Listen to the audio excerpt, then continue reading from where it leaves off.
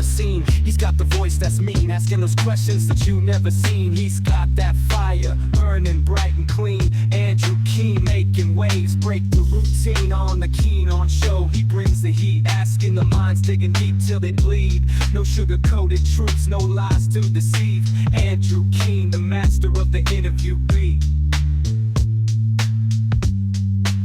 He's got the knowledge, he's got the flair, challenging ideas with a fearless stare. With every question, he's uncovering what's there. Andrew Keen, a truth seeker, he's aware. Hello, everybody. We live in rather dismal times. Even Thomas Friedman, a professional optimist, seems miserable these days. He just wrote a piece, his weekly piece in the New York Times, about how we've lost our moorings as a society. And there's this rather dismal American flag at half-mast. So we need some lessons in liberty. And indeed, we have those today with my guest, Jeremy S. Adams, remarkable fellow, not just an author, popular author, best-selling author, but also a high school teacher in Bakersfield, California. And he has a new book out, Lessons in Liberty, 30 Rules for Living from 10 Extraordinary Americans. And Scott is joining us from Bakersfield, California. Jeremy, do you note the rather dismal atmosphere in America these days? Is it just Thomas Friedman, or is everyone down on the Republic? No, I think that cynicism is the theory of the day. There's no question about it. And you know, one of the things about teaching, as long as I have, tomorrow is the end of my 26th year teaching. So as my students like to say when they want to make me feel old, I've been teaching for over a quarter of a century. You know, one of the things about that is when something changes, and it changes quickly, and there's a fast pivot in the way that young people think and act and behave, I'm going to notice it. And I've really noticed in the last 3 or 4 years a kind of, I would say a kind of fatalism, a kind of cynicism, a pessimism that has really infected and plagued the outlook of my young people. Again, I'm one of these bleeding heart romantics when it comes to America and it comes to the classroom. But I will tell you that their view of their country and their view of themselves and their potential to have meaningful lives has really diminished quite significantly in the last 4 or 5 years, which is really why I was so inspired and motivated to write the book. Although, Jeremy, your last book, which was a bestseller, Hollowed Out, a warning about America's next generation, perhaps has caused some of this pessimism. You haven't always been quite as optimistic. Perhaps you've only just found your rose-tinted spectacles. No, actually, you know, it's interesting because Hollowed Out was pretty much pure description of the problem. You know, one of the cool things about being a public school teacher, you're not famous, you're not rich, you're not going to get a lot of accolades. But the one really cool thing about it is you do see things before everybody else does. And I'm going to toot my own horn here for a minute because you know, having 3 children. Don't be shy, Jeremy. That's why you come on this show to toot your own horn. Well, hey, man, I have 3 children and I teach, you know, 170 seniors a day. So nobody else is tooting my own horn. I might as well do it. You know, when Hollowed Out came out 3 years ago, and I was talking about the fact that, look, there's a problem in the way that young people are living their lives. They are untethered to adult values. They don't know much about the country. They don't know anything about religion. They don't want to get married. They're unhappy. Their mental health. Apparently, Jeremy, they're not even having sex anymore. No. And we can talk about that. So I was saying, look, guys, there's a real problem here. And I remember 3 years ago, I was called a right-wing, you know, nut job, this ideological, and I didn't think I was making any kind of a liberal or conservative argument. I was just saying, look, I'm standing at the intersection of politics and culture and technology, and I'm telling you what's coming down the pike is not good. And now the New York Times is talking about mental health, and we have bestsellers called The Anxious Generation, and everybody's talking about this now, and the monomaniacal obsession with phones and the lack of patriotism, and nobody wants to get busy, as you said, you know, and have children and get married and date. And I was calling this years ago, and I knew it was happening because I saw it in the classroom, and now everybody's seeing it. So really this book is about, well, what do we do about it? Because those things are still there, but now this book is a question of, well, what can we do about all of the problems? And you wrote a piece recently in the LA Times on the rise of the Zombies. So you saw the Zombies before anyone else in your classroom. Is it, before we get to the I don't know if it's a fix or a way of addressing it, Jeremy. Do you agree with the theories in new bestsellers like The Anxious Generation that it's all because of these smartphones and social networks, or is it more complicated than that? I think that is a lot of it. I mean, I think there's no question about it. When you look at the data is the data. I mean, something happened around 2013, 2014. You look at the mental health. And I do think there are some things that are absolutely true that people like John Haidt talk about. There's no question the cell phones have utterly destroyed the attention span of our children. They can't read books. My students can't even go to the movies. I mean, they'll tell you they can't watch movies because they don't want to sit there for an hour and a half. I will tell you that I think in a lot of ways it's destroyed the classroom because now teachers are expected to kind of use all of the latest gadgets and gizmos instead of being able to have meaningful dialogues and lectures and traditional ways of learning. So I think I blame it for a lot of things. But I would say there was a second piece to it, which is that I do think we live in this kind of era of radical individualism, where a lot of our young people were becoming unmoored from the kind of the habits and the institutions and the relationships that tend to give life its meaning and its purpose. And I think that was already there, but I think that the technology amplified and accelerated it, essentially put it on steroids in a way that really made it come a lot faster than the pike than I think that would have happened had we not had the technology and the cell phones. And so, but I would tell you that I think things have gotten even worse the last 2 or 3 years. They've become, much more political in the way that the young people look at their country and in the way that they look at themselves. I mean, some of the statistics that when you read it, it is so shocking. You have to read it a few times. I mean, the most shocking statistic I've ever heard, came across about a year and a half ago, is that 1 out of 4 18 to 24-year-olds have considered suicide in their lives, which, I mean, I remember what it was like to be young and alive, and you want to do everything and you want to know everything. You want to go everywhere, and you have dreams and passions and all of these wonderful things of life. The embers of your humanity are right there. And to be thinking about killing yourself, something has gone wrong in our culture. Something has gone wrong in our society when you have that kind of a number. Some people might say these hysterias about young Americans has happened in the past before, certainly around the 1960s. Lots of quote unquote conservative books critiquing young people. Yeah. Is your book that type? You say that you got picked up by the conservatives. I know you write for the Federalist, which is a conservative publication, although you don't consider yourself a conservative. Is this a I would say I do. Feature in American life, this concern with young people? I mean, I think yes and no. First of all, I consider that myself. I'm not really. I wouldn't affiliate myself with a political party anymore. I used to, probably not anymore. I do think that I have a conservative disposition. I think a lot of my views are conservative, but only in the sense that I believe that a lot of the habits and the values and the institutions that allow us to have meaningful lives in a successful civilization need to be conserved. In that way, I am definitely a conservative. And let me talk about. You asked a great question. Isn't this just the same thing we hear all the time? Worried about the kids, go all the way back to Greece. And I'll be honest, I don't know the word, but there's a Greek word that people use to talk about, thinking the Greek word for everything, Jeremy. Yeah, I know. Well, yeah, but this one is pretty popular. But something is different. And what's different is two things. One is the cynicism that young people have about their country today. That is new. And the other thing that is new is when you look at the levels of depression and loneliness and self-harm and hospitalization, eating disorders, all of these things are new. This isn't just in the 1960s. This isn't ancient Greece. This is something that is uniquely bad about our time. And I think if we're not being honest about it, we're sure as heck not going to be able to solve it. Jeremy, some people might be listening to you and saying, well, that's true. And young people might say, that's true. And it's justified. America now is a country of enormous economic inequality. Some people would argue deep racism, sexism, hostility, breakdown of civic discourse, support for Israel over Gaza, which for some people undermines all the core values of Americanness. Yeah. Is America in 2024 objectively, you're a relatively objective fellow as a teacher, is it in more crisis, leaving aside the problems of kids, which we'll talk about later? But is it in a worse state in terms of its values and its actuality?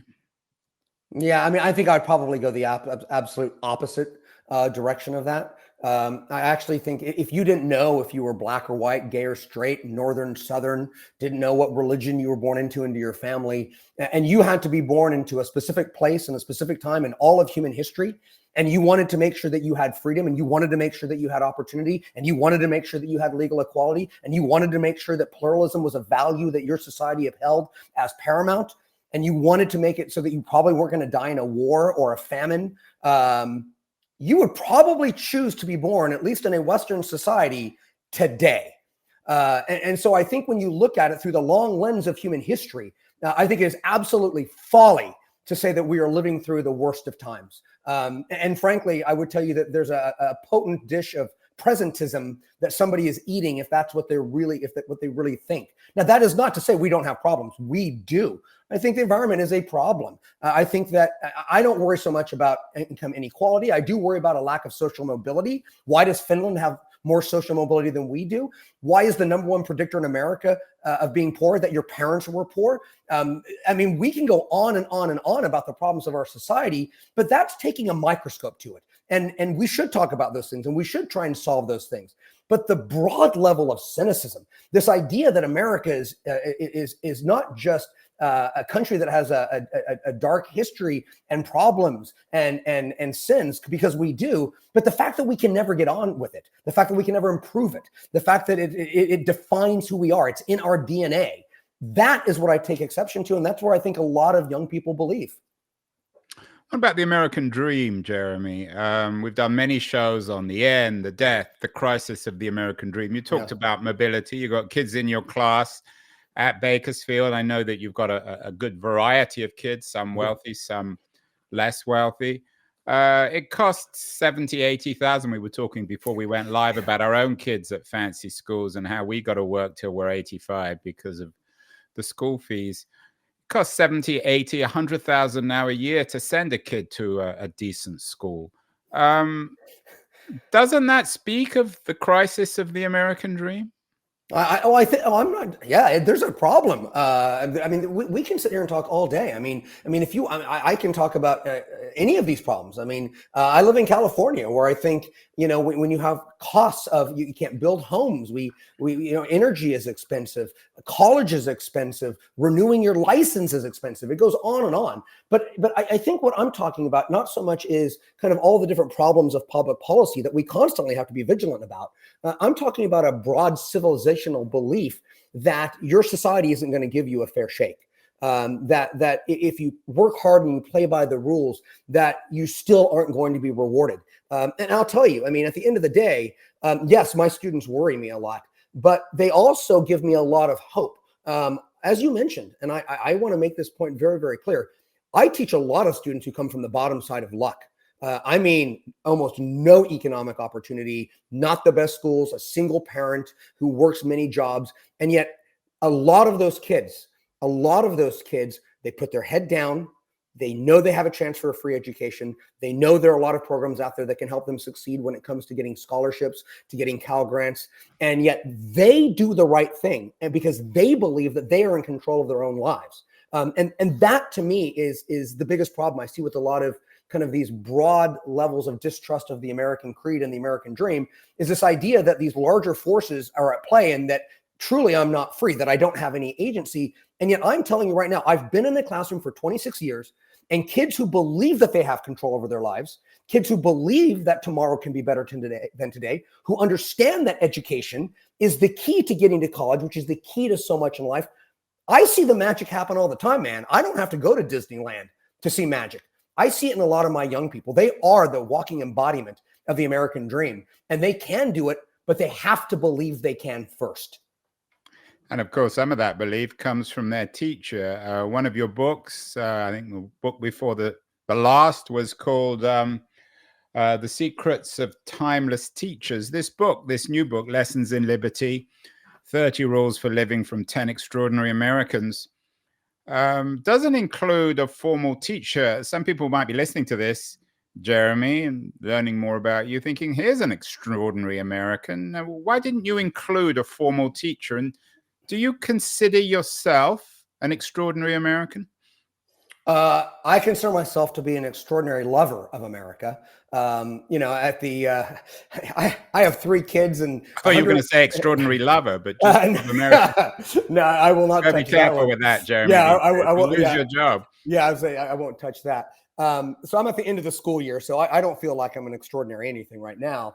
That being said, though, one of the 10 people in the book was a teacher, Clara Barton. Yes, an incredible American. Clara Barton. The reason why I love her, she's most famous as a nurse, right? Yes, and founder of the American Red Cross, and as a nurse. And in the book, I talk about. I could go on and on about Clara Barton. The fact that she revolutionized nursing in the Civil War, because what she figured out was men who have to languish out in the battlefield and wait for the ambulances and wait for them, they die out there and their infections get bad. And they have all these camps teeming with vermin. And she figured out if you go to them as soon as they were in, as soon as possible, the survival rates just shot up. And so she's one of these, and she had so much courage. She would go out into the battlefield and she would have bullets going through her. She's just an incredible woman of potent bravery and patriotism. But she was also, but before she did that, she was a teacher. And she came from Massachusetts. John Adams famously was a big believer in public education all the way back in the 1780s. And so she grew up with this idea that everybody should be educated, but America didn't start off that way. And she really popularized that in other places, opening up schools, saying it doesn't matter where you come from. Everybody deserves a quality education. Again, those ideas came from somewhere. That came from somebody who popularized it. I have so much admiration for her. And that's one of the lessons of liberty we should all kind of aspire to, is this idea that if you see a problem in this country, one of the blessings of freedom is you have the freedom to go solve it.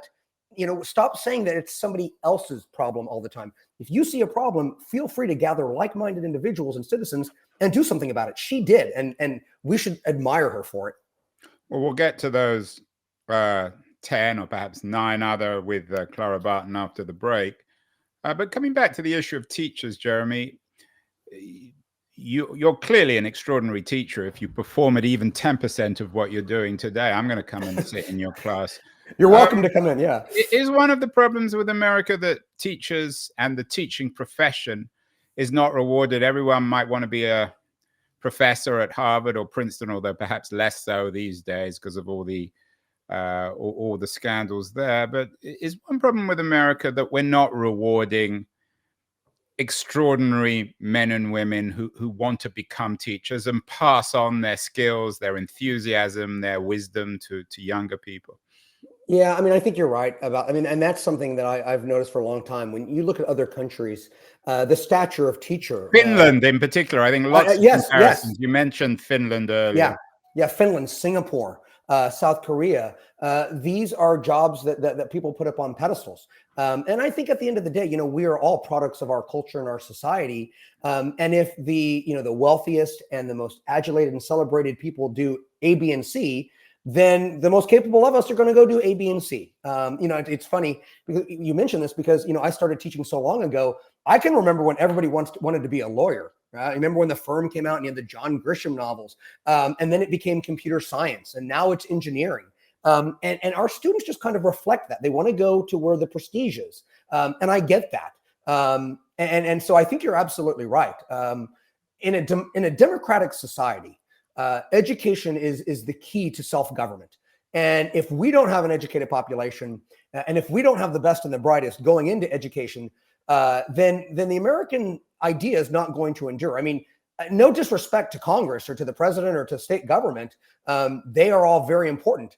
But if you want to know where democracy is renewed, it's renewed in the classroom. It's renewed in the schools. That's where it's renewed. And if you don't have habits that help you be successful at school, and if you don't learn what this country is about, I don't know how the democratic experiment can endure very long.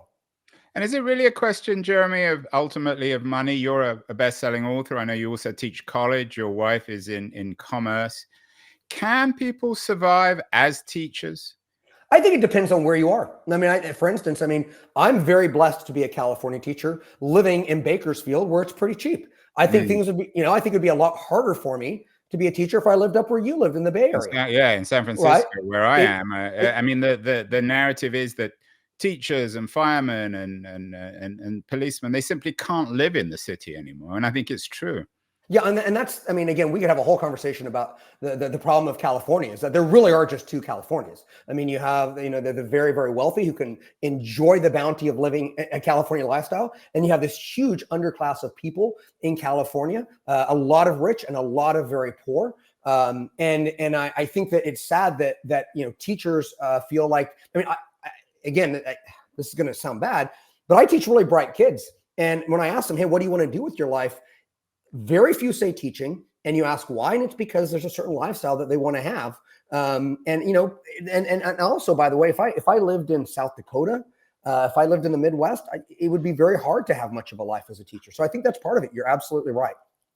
We're speaking with Jeremy S. Adams, star teacher, star writer, the author of a new book, Lessons in Liberty, 30 Rules for Living from 10 Extraordinary Americans. I think Jeremy will be most entertained by our friends at Liberty, a quarterly of culture and politics. All our guests get an annual subscription, dealing in some ways with the same issues that Jeremy addresses in the book. Going to run a short ad for Liberties, and then we'll be back with Jeremy S. Adams to talk about the 10 extraordinary Americans who offer in his new book, Lessons in Liberty. So don't go away, anyone. We'll be back in a second. The noise, there is nuance, insight. Liberties is not just a journal of ideas. It's a meteor of intelligent substance. It's the place to be for engaged citizens. Politics, opinion, substance. Liberties is a triumph for freedom of thought. A quarterly of urgency, of cultural exploration, of intellectual delight, of immaculate prose. It's invaluable. Subscribe now or find Liberties at your favorite bookseller. And you can subscribe to Liberties at libertiesjournal.com. We're speaking with one of California's best teachers, and that's not just me exaggerating. I think you won the Best Teacher of the Year award, Jeremy, one year? I was the Daughters of the American Revolution State Teacher of the Year. I was a Department of Education semifinalist of the year.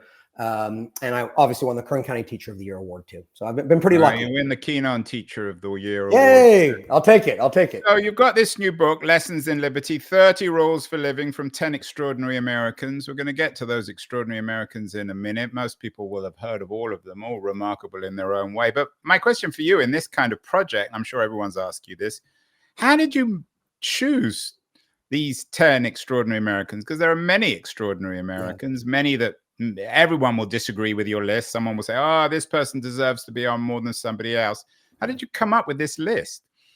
Well, as you point out, I mean, the problem was not coming up with 10. It's how do you only find 10, right? How do you figure out the correct 10? And the most important thing to me is I wanted to make it very clear that this is not a liberal book or a conservative book. I wanted it to be an American book so that we have people from all walks of life, all eras of our history, men and women, people from all racial backgrounds, religious points of view, intellectual propensities, all of these things. And so, the point there is that our country is big enough and rich enough and splendid enough that you have all kinds of people from the kind of national mosaic that we are who have been able to live successful American lives. And so I didn't just want to have founding fathers. I didn't just want to have 20th century or men or women. I wanted people from a rich variety of backgrounds who could really model what it's like to use liberty and use it in a meaningful way so that people can experience joy and enchantment and grandeur and help to renew the American experiment as well. Subtitle of the book is 30 Rules for Living. We've got a show in a week or two with an Australian political theorist who's written a book about liberalism, small l, as a way of life. Is that what you're arguing? And that liberty is not theory, it's the practice of living, and that these 10 individuals all offer lessons in how to live a good life?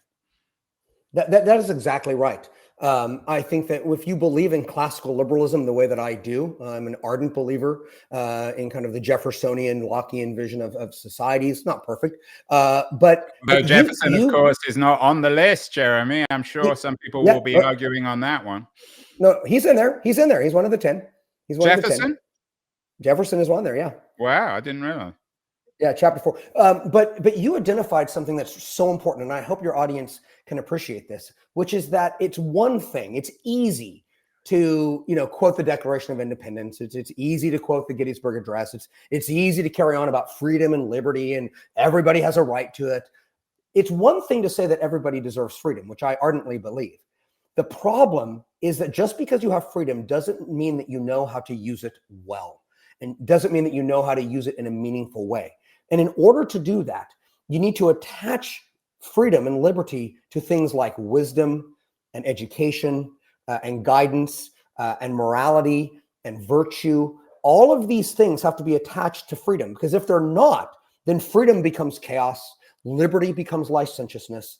And when you look at our cities and you look at our schools and you look at the lives of a lot of people today, they're free, but they're not wise. And that's really, this book, let me be honest, it's practical. It's an actionable book. It's to say, look, you're free, Americans, but you're so unhappy with your lives. You clearly don't know how to use your freedom well. Well, look right behind you. Look in the rearview mirror just a little bit. There are these amazing Americans who use their liberty in a way that allowed them to be highly successful, highly fulfilled, leading to human flourishing, making a difference in their community, their country, and their history. How did they do it?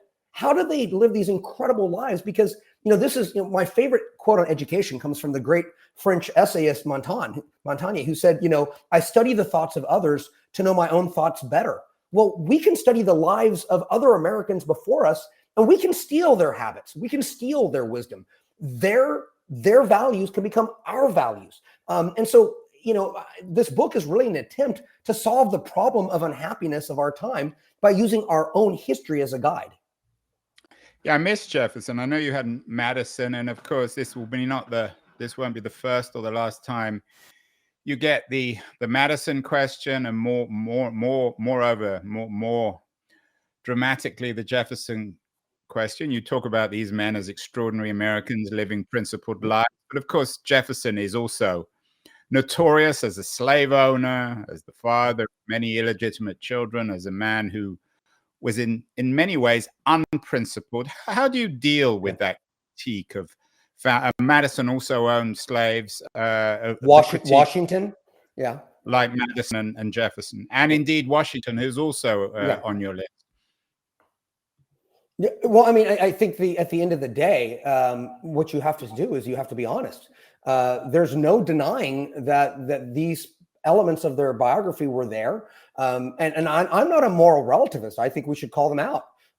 We should talk about, the contradiction in the American soul between the rhetoric of our founding documents and the reality of human bondage for almost 100 years in our shores. There's no question that it is a contradiction, and it's a contradiction in our documents, and it's a contradiction in the life of Thomas Jefferson, which I acknowledge. But here's how I deal with it: is you can't deny it. I have a lot of conservative friends who want to say, well, everybody's a product of their time, and therefore you just kind of have to understand that and move on. No, I'm not willing to give a free pass, but what I would say is that's just not what my book is about. My book is not about what all of these men and women got wrong. The book is about what they got right, and how what they got right can echo today, and it can help us live better lives today. So, again, if you look at the book, it's hopefully very readable. It's not that long. It's 200 pages. And I want to be clear, it's a self-help book. I have a very specific lens that I'm looking at these 10 people with, and that is, what did they do that made them successful that we can steal for our own lives? If this was a full-on biography of all 10 of them, it would be an 8,000-page book. And I don't even pretend to do that. I'm just a high school teacher. Everyone counts these things, though, Jeremy. You know as well as I do, they'll be looking at this list. There's one black guy on, and he's a male on the list, Arthur Ashe, clearly a remarkable man. Maybe we'll get to him later. But in an America riven with divisions and anger and resentment, do you think you might have included a very distinguished historic African-American? You've got Washington, you've got Madison, you've got Jefferson, you've got Lincoln. So you've got all the white guys. What about Du Bois? What about Frederick Douglass? What about MLK? Yeah, again, this is where you kind of get to the 10. And it's hard. Frederick Douglass was absolutely on my list. I think, you could make the argument that Frederick Douglass is one of Or the Rosa Parks. Rosa Parks. I mean, you could go on and on. I mean, you even have extraordinary Americans today. I mean, there are people who I admire. I think Denzel Washington is one of the most incredible Americans in our culture today. Again, you could go on and on and on and on. And again, trust me, when I looked at the list, it was very, very, very difficult. But I will tell you that I think it's a good list. I mean, I think it's important that we have two Native Americans. One from the Cheyenne tribe, another one who is Ben Nighthorse. Ben Nighthorse Campbell, incredible man. He's the only person on the list of 10 who are still alive. He's pretty old at this point, to be honest. Daniel Inouye, who I think is one of these names that every single American should know. I think it's a tragedy that people in Hawaii know him, but beyond that, people don't know that much about him. And yet, if you study his life and what he did for this country and how he fought so hard for a country that didn't treat him well, it is absolutely an inspiring tale. And I'll tell you, I think Arthur Ashe is a great choice. And I think I did. Tell us about. I mean, Ashe was clearly a man of great nobility. But what's so remarkable about Ashe? I think what's so great about Arthur, well, first of all, okay, I will admit to some bias here. I love tennis, right? So I'm a huge fan of tennis. So Arthur Ashe, since I was a child, has always been somebody who, in the tennis world, we look up to. The largest tennis stadium in the world is named after him. I'm old enough now that I remember when Davis Cup was actually still a really big deal. And he was the captain of the Davis Cup team. And so, yes, in many ways, I kind of came to love and revere Arthur Ashe as a tennis player. But one of the great things about this project is, yes, some of the guys on here, I've been teaching for 25 years. I knew Washington and Madison and Jefferson very, very well, though I learned a lot more about them. But people like Ben Nighthorse Campbell and Clara Barton and Arthur Ashe, when you really begin to dig deep, there are so many fascinating stories about them where you realize that this country would not be what it is without these contributions that somehow don't get taught in our schools very often. And Arthur Ashe, he was so criticized for being late to the game when it came to American civil rights. Kareem Abdul-Jabbar called him Arthur Ass. He was at a party in the 1970s and Jesse Jackson got in his face and said, "Your problem, Arthur, is that you're just not arrogant enough." And what I love about Arthur Ashe was he said, "Look, I might have been slow coming to the cause of American civil rights." He felt bad about it later in life. But the great thing about Arthur Ashe is he said, "I'm going to make a difference to the world in my own way. I don't have to be like Kareem. I don't have to be like Muhammad Ali. I don't have to be like Jesse Jackson. I'm Arthur Ashe, and I'm going to do things in the way that I want to." And, so what I love about him was that he is the one who really raised the American consciousness when it comes to the evils of South African apartheid. He really drew nose to that earlier than anybody else, especially in the sports world.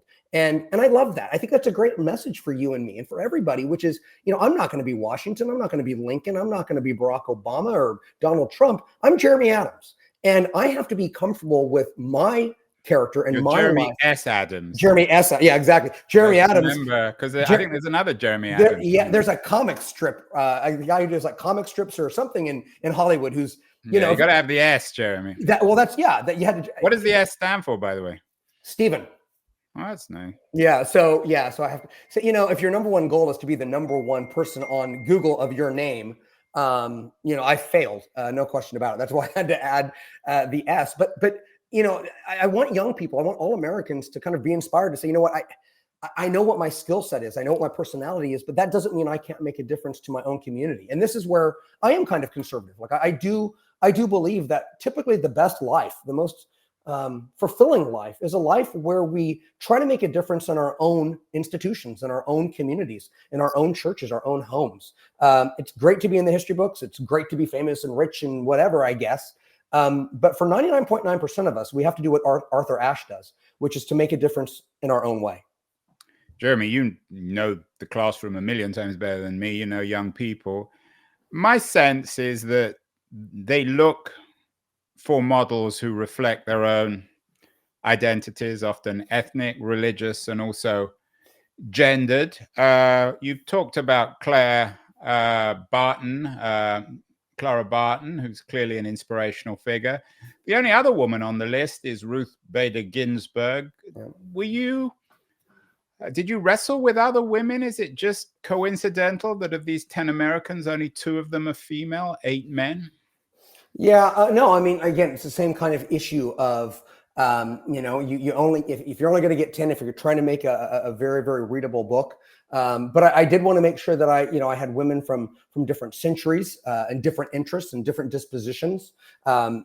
Yeah, and RBG and Clara Barton, you couldn't find 2 more different people. Well, but no, actually, what I would argue with that a little bit. They were both like radically individualistic. They were not really worried about what other people thought at times if they thought it was right. I mean, they're both amazingly principled people. And the thing I love about Ginsburg, of course, is that, I think in addition to the fact that she's just an incredible woman that had to deal with so much trauma early on in her marriage. Her husband, Marty, got testicular cancer when he was at Harvard. And what did Ruth Bader Ginsburg do? She stepped up. She went to his classes. She took notes. She helped him with his papers. She was taking care of their young daughter, Jane. And this is before she even got to go to her law school herself. When she goes to Columbia Law School, she graduates #1 in her class. She can't get a job out of law school because the law firms aren't hiring women. She's just an absolutely incredible woman. And what I loved about the Ginsburg story, what I absolutely loved is that really that marriage is a marriage where they understood that they can achieve each other's dreams if they see each other as a partnership, not as a kind of a zero-sum game. A lot of young people. What's your take, though? There's raging debate, conservatives and liberals, particularly in this sense, about women's place in the world. Are you 100% feminist? I mean, it's interesting that you pick RBJ and then you start talking about her as a selfless wife. Well, no, but I didn't get to finish though, which is that her husband understood that she had this ultimate goal of being on the Supreme Court, and they believed in each other. It is a great story where when he was in the hospital for the final time, she looks into the drawer and he writes this amazing love letter to her, essentially. And I have this in the book where he says, the great honor of my life has been to love you. And that's made all the difference in the world. And people forget that, Ruth Bader Ginsburg had to fight like hell to get on the Supreme Court. She's now seen as this liberal icon. And yet in 1993, she was not even on the first list when Bill Clinton decided to nominate somebody to the Supreme Court.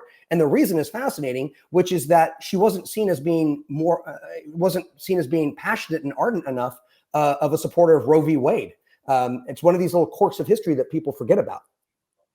Listening to you, Jeremy, I'm guessing, and correct me if I'm wrong, that the final person we haven't mentioned, Theodore Roosevelt, TR, is perhaps your personal, if not hero, is a man that you would love to emulate, a man of great enthusiasm and remarkable energy. Does TR somehow encapsulate what it means to be an extraordinary American?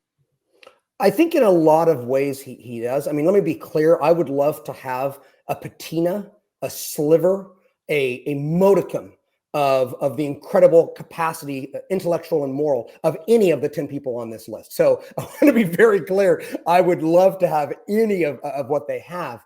But I will say that you are right, that there is a kind of passion and enthusiasm and energy that Teddy Roosevelt had that was absolutely superhuman. I mean, he is the eighth wonder of the world. He gives this, I would argue, I think it's probably the greatest American speech that I've ever read, that kind of encapsulates the essence of the American spirit. And it was his man in the arena speech, which ironically he doesn't give in America. He gives it in Paris. He gives it at the Sorbonne. And what he says is that real Americans use their liberty to go into the arena. That we are not a country of critics. It's easy to be a critic. We're doers. Americans are doers. We're no doers. Greater doer, for better or worse, than TR. Exactly. Yeah. And again, I mean, this is where I'll be honest. I mean, I'll give you. You're always honest. Yeah. My inner psychology is, sometimes I do want to hold back. And I don't want to say something unpopular, or I'm afraid of writing a book that nobody's going to buy and it will be a failure. But then at the end of my days, what am I going to do? I'm going to be sitting there on my deathbed saying, my God, you believed in this. You wanted to have this dream of writing this book or giving this speech or teaching this, and you didn't do it because you were afraid. And frankly, Teddy Roosevelt teaches us not to be afraid, to dare deeply, to reach high, to dream big. That is the essence of America. And if you don't do it, you're cheating yourself and you're cheating your country. Well, that's what Lessons in Liberty is, according to Jeremy S. Adams, 30 Rules for Living from 10 Extraordinary Americans. I would add, Jeremy, I think he is an extraordinary American. 2 final questions, Jeremy, both very unfair, but the way I operate here. Firstly, I'm going to give you one more choice. Who was the 11th person?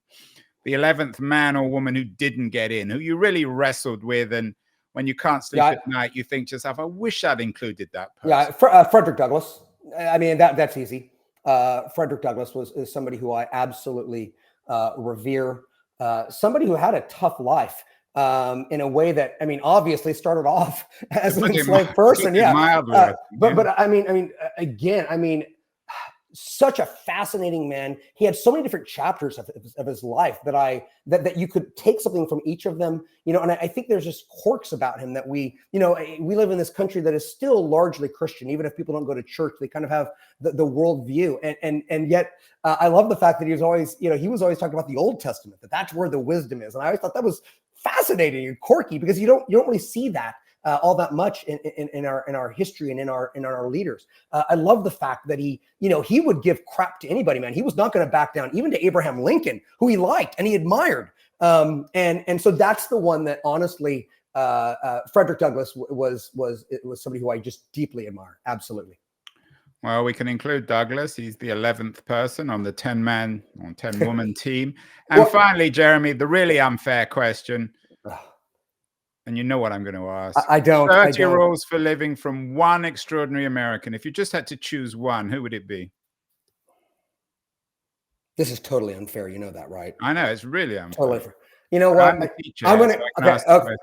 Yes, sir. Yes, sir. I'm going to go with an inspired choice that I think is straightforward. And if I don't choose it, it's a lie. The very first lesson in the book from the most indispensable American, George Washington, his very first rule: embrace self-help, right? And that's what the whole spirit of the book is about. The idea that there's never a bad time to be better, that we can always get better in life, that we can always improve, we can get stronger, smarter, wiser, fitter, more learned. And Washington had that ethic. He understood that liberty is not an outcome, it's a way of living. And if you are constantly using your days to become wiser and kinder and better in some fashion or another, then the magical melody of America is something that you can sing. That's really the key to freedom, is to not be stationary, is not to be sedentary, is to always try and have an exciting, vibrant life. And so that's why we need to look back in order to move forward.